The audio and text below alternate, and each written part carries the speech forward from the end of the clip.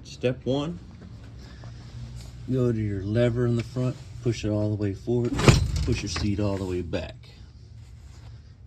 To access your two bolts, get a 5mm Allen screw or Allen wrench and remove these bolts.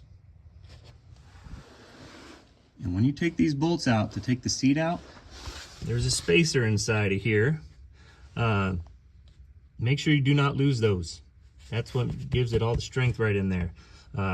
Mine fell out on the in the floor pan in here, and then one I could not find, and it actually slid all the way in the back there and was hiding, and I couldn't really see it. So do not lose those.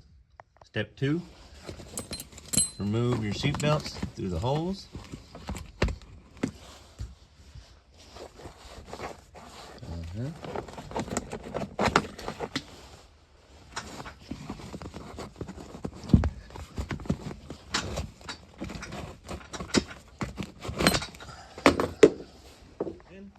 Push your whole seat forward and it'll come out of these brackets right here, and it should lift right out.